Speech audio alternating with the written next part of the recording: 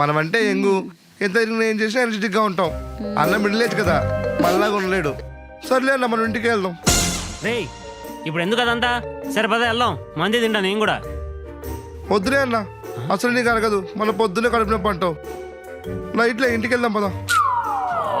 Torture ఎక్కువైపోయింది నాకు. ఒక 2 lakhs అరేంజ్ చేయగలరేమో చూడండి సార్.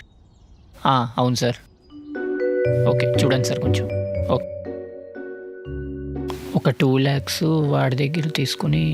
ఓకే అక్కడ ఏమైంది బ్రో, ఏదో టెన్షన్లో ఉన్నావు? ఏం లేదు శోభన్, ఇల్లు కొందాం అనుకుంటున్నా. అదే ఈఎంఐ ఎంత వస్తుంది, డౌన్ పేమెంట్ ఎంత చేయాలి, ఎవరిని ఎంత అడగాలి అని ప్లాన్ చేస్తున్నా. ఇంతకీ నీ ప్లాన్ ఏంటి? ఏముంటాయి బ్రో, సెకండ్ షోకి టికెట్స్ బుక్ చేసా, ఈవినింగ్ దారిలో తినేసి వెళ్ళడమే. నేను అడిగేది నైట్ ఏం ప్లాన్ చేస్తున్నావని కాదు, ఫ్యూచర్లో ఏం ప్లాన్ చేయబోతున్నావు అని అడుగుతున్నా. ఫ్యూచర్ ప్లాన్స్, జాబ్ చేస్తున్నా కదా. జాబ్ చేస్తావు, జీతం వస్తుంది, ఖర్చు పెడతావు, మళ్ళీ నెక్స్ట్ మంత్ జీతం వస్తుంది, ఖర్చు పెట్టేస్తావు, అంతే కదా. ఇప్పటి వరకు నువ్వు ఎంత సేవింగ్స్ చేసావు చెప్పు. సేవింగ్స్ చూడు శోభన్, ఇప్పటి వరకు వేరు, కానీ ఇప్పుడు నీకు 30 రాబోతోంది. ఇప్పటి నుంచి ఫ్యామిలీ రెస్పాన్సిబిలిటీ అన్నీ నువ్వు చూసుకోవాల్సి వస్తుంది. నీకు పెళ్లి కూడా చేస్తారు కదా, ఫ్యామిలీ రెస్పాన్సిబిలిటీ తీసుకోవాలి. ఇంక నుంచి ఫ్రైడే ఏ సినిమాకి వెళ్ళాలి, అలాగే మంత్లీ ఏం ప్లాన్ చేసుకోవాలి, ఎక్కడికి ట్రిప్ వెళ్ళాలి అని కాదు, మంత్లీ ఎంత సేవ్ చేయాలి, ఆ సేవ్ చేసింది ఏం చేయాలి అన్నదాన్ని కూడా క్లారిటీ తెచ్చుకోవాలి. అర్థమైందా? 30 వస్తున్నా కూడా లైఫ్ సీరియస్గా తీసుకోకపోతే చాలా కష్టం శోభన్.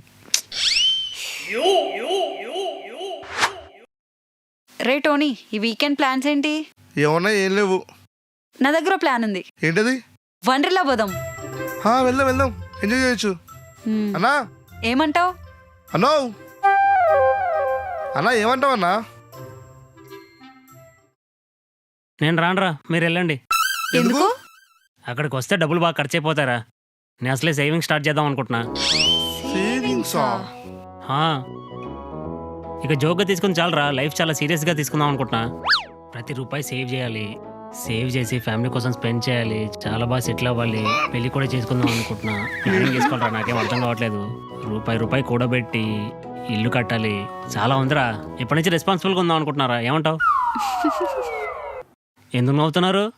ఏంటన్నా మా బాబాయ్లా మాట్లాడుతున్నావు? సేవింగ్స్ రెస్పాన్సిబిలిటీస్ అని. ఏజ్ అయిపోతుంది కదా, ఈ థాట్ ప్రాసెస్ కూడా మారిపోతుంది. ఇట్స్ ఓకే అన్న, అసలే 30 దాకా వచ్చాయి. నువ్వు వండర్లో వచ్చి మాతో ఏం ఎంజాయ్ చేస్తావు? నువ్వు ఇక్కడే వండర్ తీసుకో, మేము వెళ్ళి ఎంజాయ్ చేసేస్తాం. ఐఎమ్ జస్ట్ 29 రా. మీరు నా ఏజ్కి వస్తారా, అప్పుడు మీకు తెలుస్తుంది నా బాధ ఏంటో. అంకుల్ అక్కడ మెట్లు తీసుకో అమ్మా.